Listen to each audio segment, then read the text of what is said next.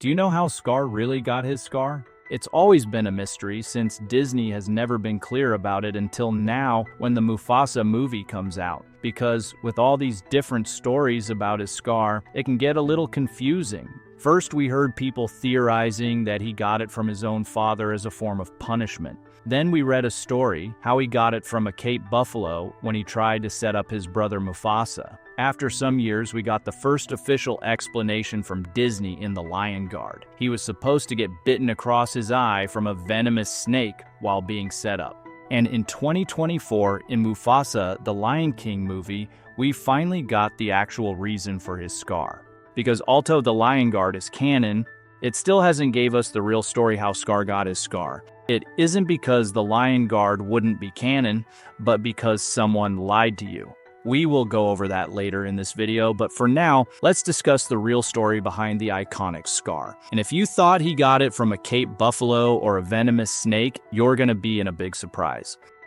Mufasa and Scar weren't real brothers. Taka, who later becomes Scar, rescued Mufasa when he got lost from his parents. But King Obasi, Taka's father, didn't initially accept Mufasa since he considered him to be a stray. But he promised he would let him stay with the lionesses if he beats Taka in a challenge. Taka always wanted a brother, so he let Mufasa win. Therefore, Mufasa stays with the females of their pride, and he grows closer with his foster mother, Esha, who is Taka's mother. Throughout years, Mufasa and Taka develop a brotherly bond. But one day, everything changes. While Eshe was giving Mufasa a lesson on hunting, two big white lions attack them. Taka was secretly watching it from a distance, but was too scared to step in, but luckily, Mufasa was brave and saved his foster mother, Aisha.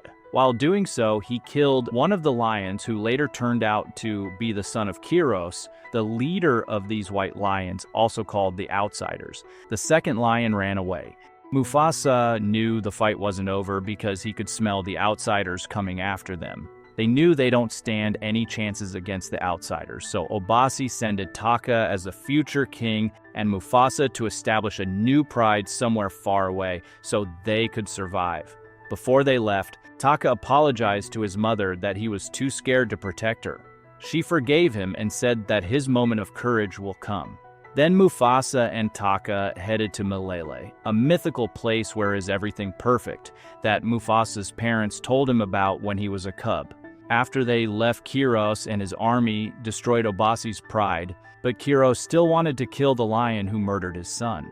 So along Mufasa's and Taka's journey to Malele, the Outsiders were following them, and a few times they almost had them.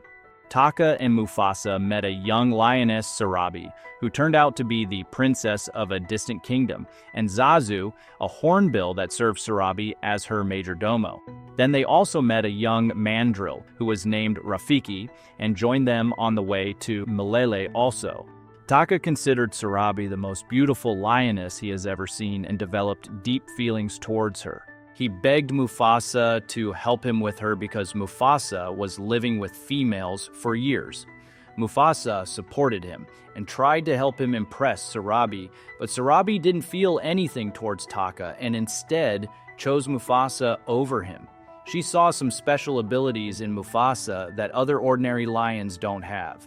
He fall into it, and when Taka discovered this, it broke him. His own brother betrayed him, so now he would do the same. Full of anger, he secretly went to Kiros and promised to lead him to Malele and so to Mufasa. He did it by leaving marks so Kiros don't lose track of them. When they finally arrive to Malele, Kiros shows up and says something shocking, that it was Taka who led him there because he wanted a revenge on Mufasa.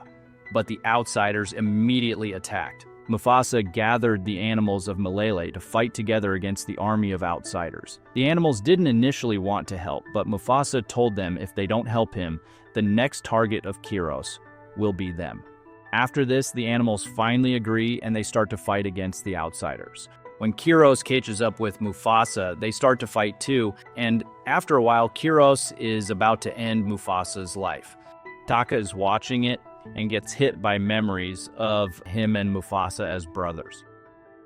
He jumps to the scene to save Mufasa, and now it happens. He gets the scar from Kiros. Then Mufasa and Taka together defeated Kiros, but Mufasa finds himself in deep water, with the possibility of drowning. It was up to Taka to save his brother Mufasa, and he chose to save him.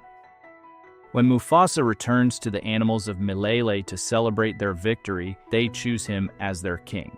Taka tells Mufasa he's so sorry and asks him for forgiveness.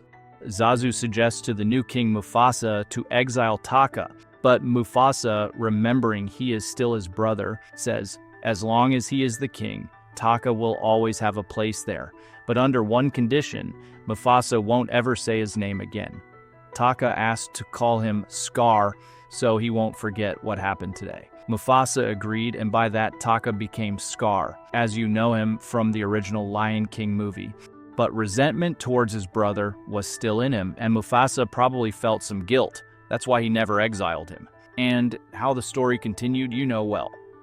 Now, what about the story of Scar getting bitten across his eye by a venomous snake that we saw in the Lion Guard? Since it is canon, why do they offer us two different stories? Well, to understand it, I should tell you a bit more about this story with the snake. Scar, in the form of an evil spirit, tells Ushari, who is also a venomous snake, how he got his scar. When he was a young lion leading his own lion guard, a strange lion approached him. He suggested him that he deserves to be king instead of Mufasa, and that together they could take over the Pride Lands. Scar liked this idea, so he followed the strange lion. But it was all a setup. A venomous snake that was an ally of the strange lion bit Scar, leaving him his scar on his face. The reason for this is, as we later learn, if this scar is left untreated, the venom will make the affected one unable to recognize what is wrong and right. This probably happened to the strange lion too, because he also has a scar across his eye. In a fit of rage, Scar unleashed the roar of the elders and smashed both the strange lion and the snake. Then he proudly went to Mufasa to tell him what happened, but he just laughed at it. When Scar finishes his storytelling, he proposes his plan to Ushari. He wanted Ushari to bit Kion, leaving him his own scar, what also happened. So, Scar wanted Kion to turn evil to be like him. Now, because Disney themselves later introduced another and the real reason of Scar's scar, it makes me strongly believe that Scar just made this story with the snake and strange lion up just to convince Ushari of his plan to bit Kion. Maybe the strange lion didn't even exist. Think about it. From the point of Mufasa's and Scar's brotherhood falling apart, lying becomes ordinary for Scar. Even the hyenas said it.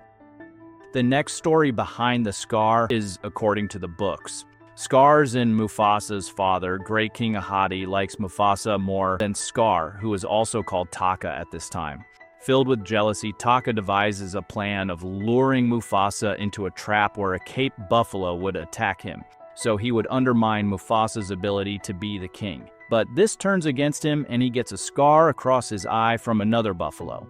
When they got back home and their father Ahadi finds out about Taka's plan, he is mad at him. He told him that his scar would serve as a reminder of what he had done. Taka asked them to call him Scar so he won't forget what happened today. And from that moment, his relationship with his family only went downhill. But because these books are not considered canon by Disney, this story doesn't count. In the new Mufasa movie, we also learn that Taka and Mufasa aren't real brothers, so there is no reason to consider this canon anyways. With this off the way, we finally know the real story behind the legendary scar, which is that Scar got it from another lion, Kiros, while he was saving his brother Mufasa. Now, I wonder which one story is your favorite. Mine is the canon one with Kiros, but the Cape Buffalo is still better than the venomous snake story. I just don't like it. Long live the king.